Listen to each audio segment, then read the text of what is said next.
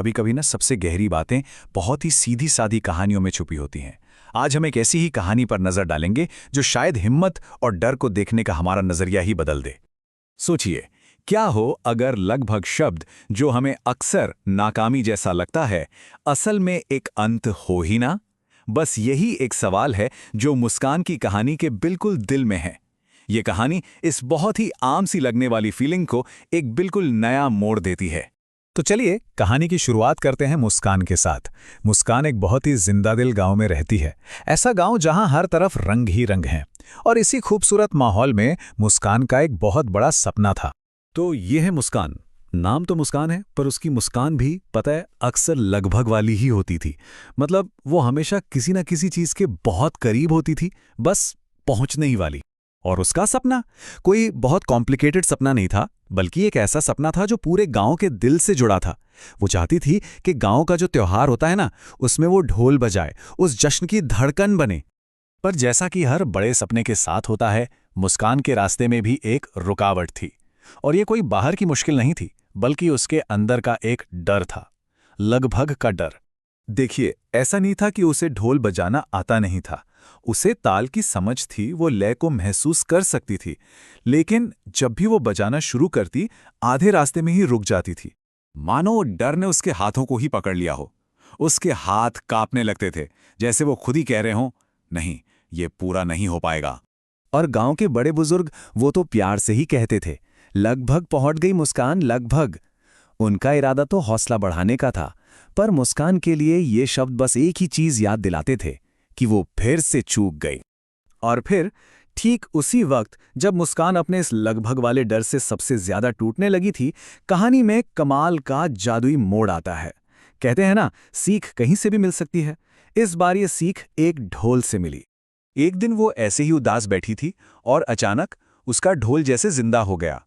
वो लुढ़कता हुआ उसके पास आया और उसने एक बहुत ही सीधा पर बहुत गहरा सवाल पूछा, तुम रुक क्यों जाती हो? और शायद पहली बार उस जादुई ढोल के सामने मुस्कान ने अपने दिल की सबसे गहरी बात, अपने सबसे बड़े डर को जुबान दी। उसने धीरे से कहा, मुझे डर लगता है कि मैं शायद कभी उतनी अच्छी बन ही नहीं पाऊंगी। और फिर ढोल ने जो कहा ना, उसने सब कुछ बदल दिया। ढोल ने कहा, लगभग का मतलब हारना नहीं होता। लगभग का मतलब है कि तुम मंजिल के बहुत करीब हो। ये एक छोटी सी बात थी, एक छोटा सा नजरिया, पर इसने मुस्कान की पूरी दुनिया ही बदल कर रख दी।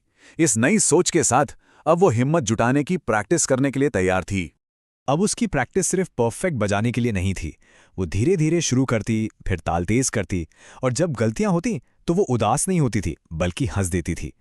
असल में उसने उस पूरे प्रोसेस को एंजॉय करना सीख लिया था। फिर आया त्योहार का दिन, और हाँ, उसके हाथ अब भी कांप रहे थे।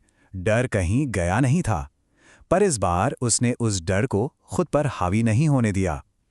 कांपते हुए हाथों से ही सही, उसने ढोल बजाना शुरू कर दिया। और उसकी ये एक हिम्मत भरी शुरुआत, इसने सिर्फ मुस्कान को नहीं बदला, इसने तो पूरे गांव की सोच को ही एक नई लय दे दी। उसकी ये सीख अब पूरे गांव की बन गई। पहले एक धीमी सी ताल, धुम, फिर थोड़ी तेज, धुम धुम, और फिर एक जोरदार, पूरे कॉन्फिडेंस से भरी ताल, धुम।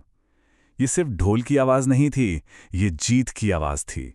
एक ऐसी आवाज जिसने पूरे गांव को झूमने पर मजबूर कर दिया।